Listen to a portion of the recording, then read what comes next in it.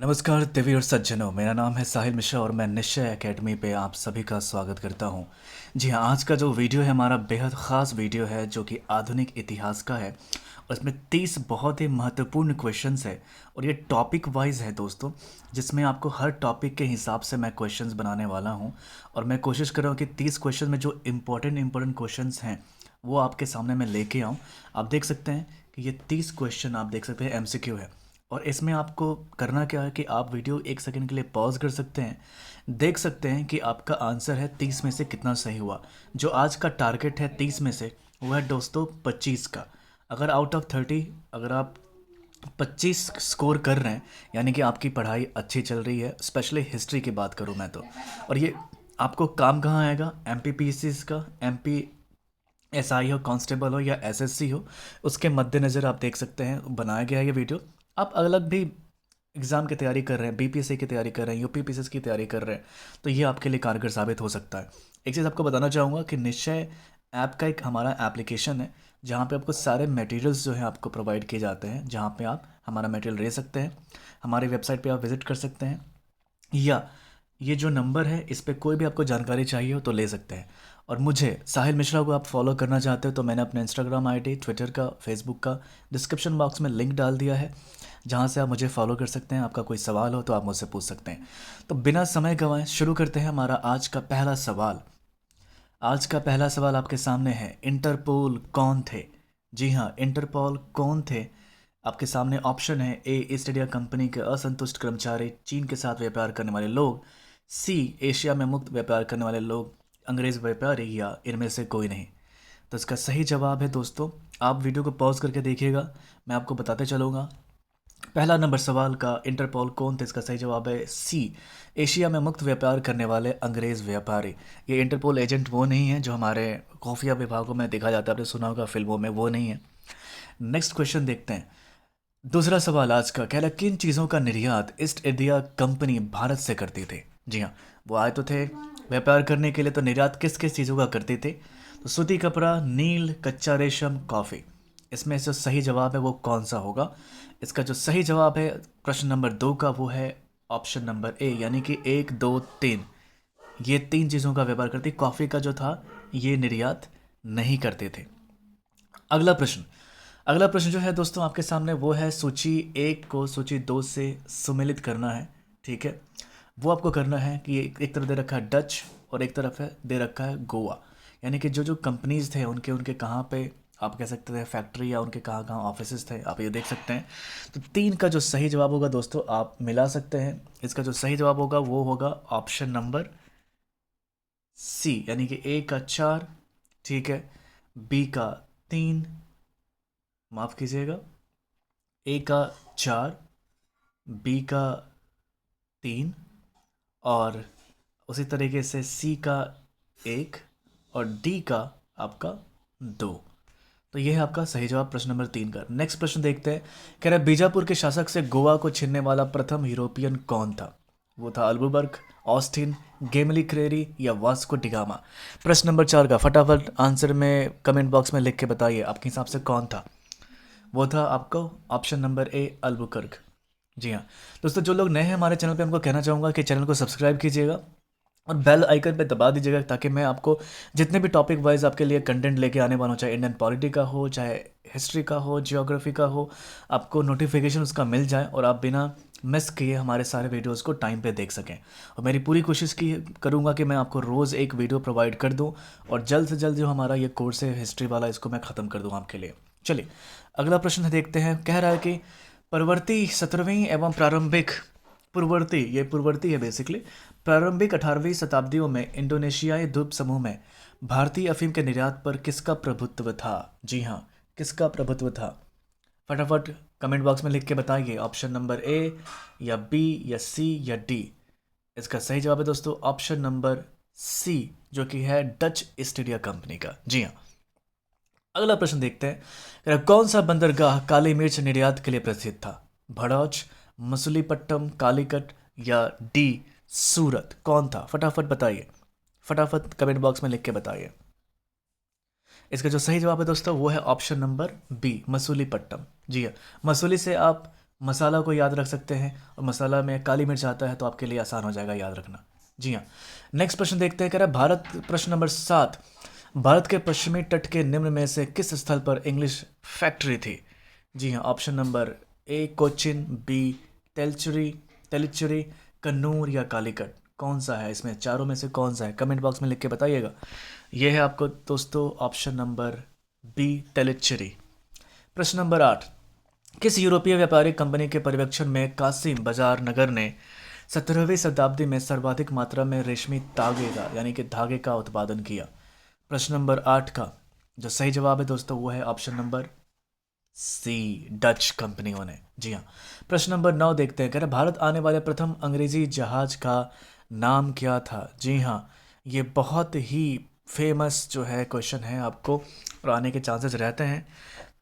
आप प्रथम अंग्रेज़ की बात सुनते होंगे, ये जहाज का पूछ रहा है, या कंपनी की बात सुनते होंगे भारत में कौन सी कंपनी थी, लेकिन जहाज का पूछ रहा है। जी हाँ। तो उसका जो पहला जवाब जहाज था जो सबसे पहले भारत आया था वो था रेड ड्रैगन। जी हाँ। प्रश्न नंबर 10 देखते हैं, कह रहा वह अंग्रेज यात्री जो तुर्की तथा फारसी भाषा का विद्वान था, दोनों भाषा का विद्वान था, कौन था वो? बताइए फटाफट कमेंट बॉक्स में लिख के। उसका दोस्तों है या तो captain Hawkins, Milton Hall, captain West या सर टॉमस रो। इसमें से सही जवाब है option number A, captain Hawkins जो था दोस्तों वो तुर्की और फारसी दोनों भाषा का विद्वान था। जी हाँ। प्रश्न नंबर 11, रिजविक संधि जो कि 1697 के पश्चात पांडिचेरी वापस किसको मिले थे? पहले किसको मिले थे? जो है फ्रांसीसियों को। बताइए आपके पहले ये किसके पास थी, उसके बाद चली गई, उसके बाद फ्रांसीसियों को मिली, तो बाद में जो चली गई थी किसके पास चली गई थी? आप देख सकते हैं कि ये कमेंट बॉक्स में आप कौन बताता है। प्रश्न नंबर 12, कह रहा किस संधि के द्वारा फ्रांसीसियों ने मद्रास अंग्रेजों को वापस लौटा दिया था? जी हाँ, बहुत ही बुरा खबर था उनके लिए। तो ये कौन से संधि थे? एला शापल की संधि, पांडिचेरी की संधि, सालाभाई संधि या मंगलौर की संधि? तो कौन सी संधि थी दोस्तों? ये है आपको एला शापाल की संधि 1748 ईस्वी में हुई थी, जिसके द्वारा उन्होंने फ्रांसीसियों ने मद्रास को अंग्रेज़ों को वापस लौटा दिया था। प्रश्न नंबर 13 देखते हैं, निशान किसे कहा जाता है? अंग्रेज़ों का झंडा, अंग्रेज़ी जहाज़ों में प्रयुक्त एक विशेष प्रकार का चिन्ह, या पुर्तगालियों को मिला एक फरमान, या अंग्रेज़ों का बंगाल, बिहार तथा उड़ीसा में मुक्त व्यापार करने का आज्ञा पत्र? कौन सा है बताइए? इसका सही जवाब है ऑप्शन नंबर डी। दोस्तों अगर आपको आंसर पता है तो आप कमेंट बॉक्स में भी लिख के बता सकते हैं। मुझे खुशी होगी कि आप हमारे वीडियो को देख रहे हैं और आप हमसे इंटरेक्ट कर रहे हैं। और आपका कोई सवाल हो तो आप कमेंट बॉक्स में लिख के बता दीजिएगा, कोई सजेशन हो तो आप लिख के बता दीजिएगा, कोई भी क्वेश्चन पर डाउट हो तो आप हमें कमेंट बॉक्स में उससे क्लियरिफाई कर सकते हैं।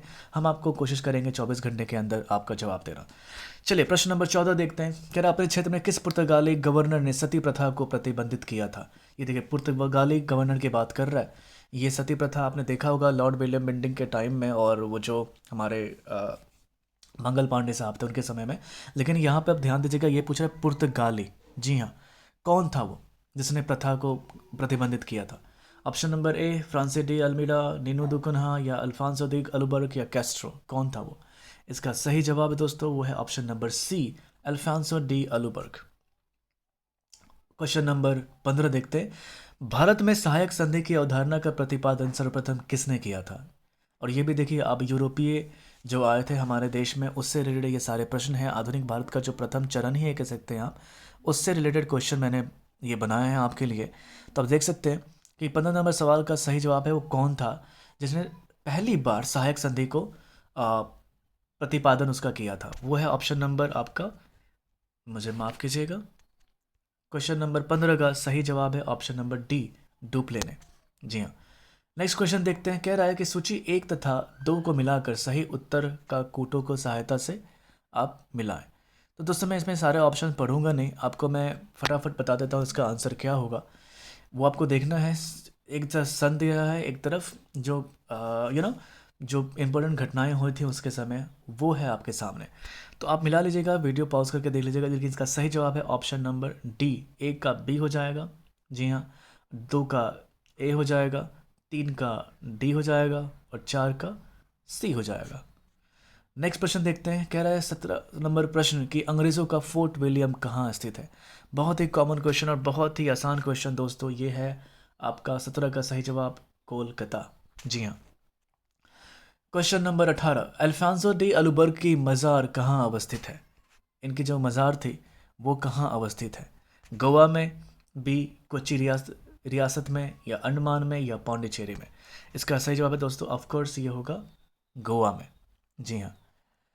अगला सवाल देखते हैं हमारा प्रश्न नंबर 19, दक्षिण पूर्वी तट पर पुर्तगालियों की एकमात्र बस्ती कौन थी। एकमात्र बस्ती। ऑप्शन आपके सामने है, सेंट टोमे, आर्मगांव, करेकल, पुलिकट। कौन थे। तो इसका सही जवाब है दोस्तों सेंट टोमे। फटाफट आप कमेंट बॉक्स में लिख के बताइए अगर आपको लगता है। एंड सबसे बड़ी बात है कि आपने कितना स्कोर किया। जैसे आपको याद हो मैंने बताया था कि 25 आप अगर करते हैं 30 में से तो आपका सही तैयारी चल रहा है।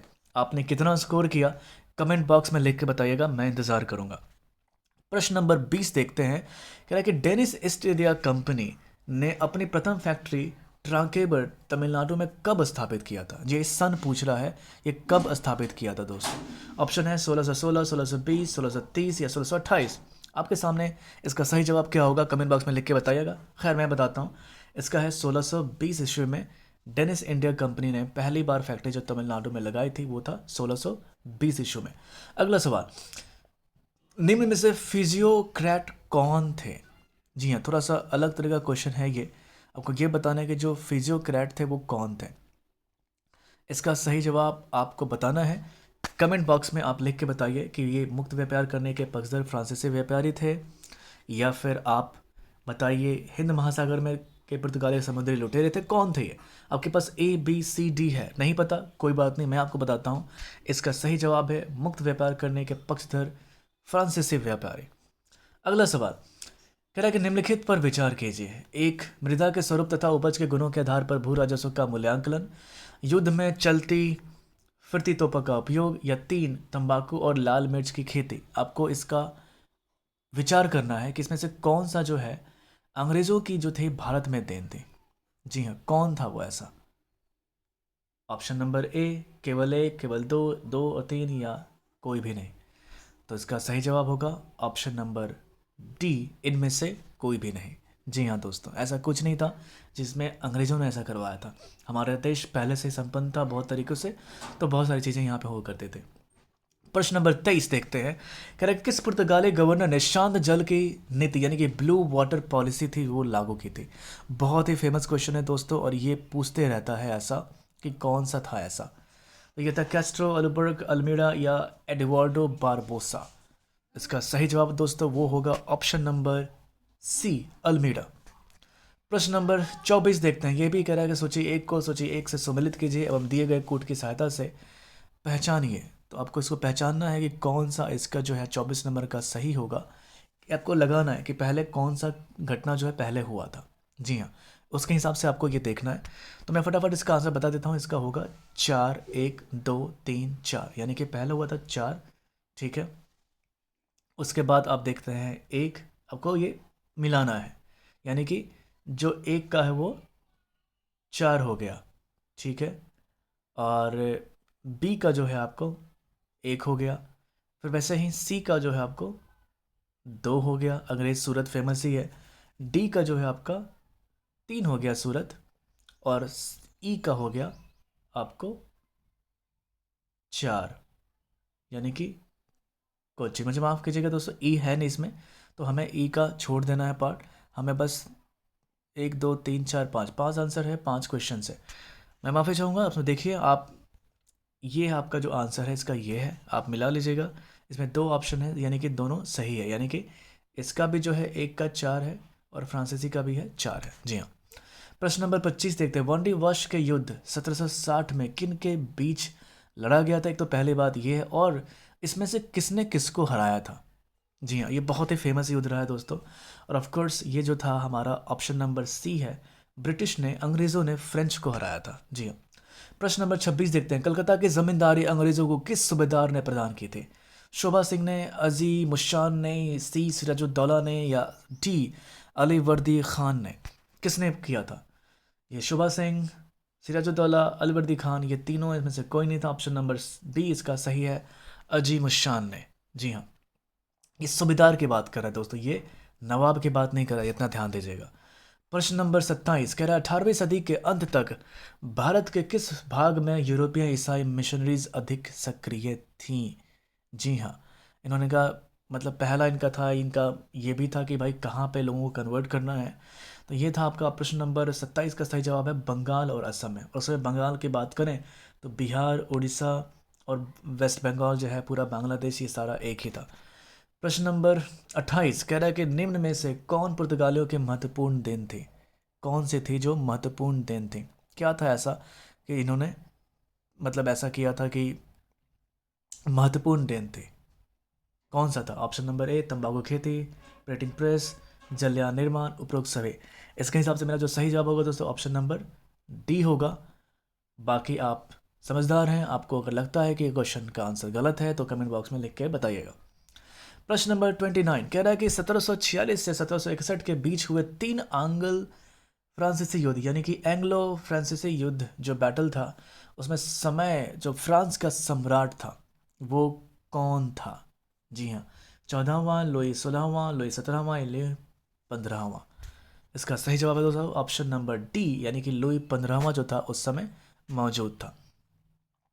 प्रश्न नंबर 30 की तरफ हमारा आज का जो आखिरी प्रश्न है, आपको ये कूट वाला है। इसमें पहचानना है कि अधोलेखित कथनों में वास्को डिगामा के संबंध में कौन सा कथन सत्य है? जी हाँ, सत्य पूछ रहा है, सत्य। जी हाँ, सत्य की खोज, 1 या 2 या 3 या 4। आप प्रश्न का जो है देख सकते हैं, ऑप्शन जो दे रखा है, और आपको बताना है कि कौन सा है जो वो सही है। मैं आपको इसका जवाब दे देता हूँ, यानी कि ऑप्शन नंबर सी, 1 तथा 4।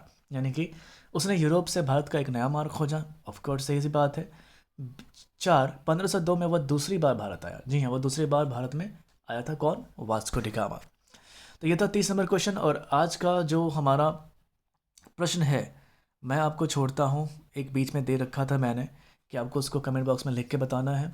और मैं कोशिश करूँगा कि एक क्वेश्चन मैं आपको रोज़ दूँ, ऐसा कि आप उस पर आप प्रैक्टिस कीजिए, और उसका जो नेक्स्ट आंसर है मैं अपने नेक्स्ट वीडियो में आपको बताऊँगा। जी हाँ दोस्तों, तो ये था दोस्तों हमारा आज का जो, आप देख सकते हैं 30 क्वेश्चन जो थे हमारे आपके लिए बहुत महत्वपूर्ण थे।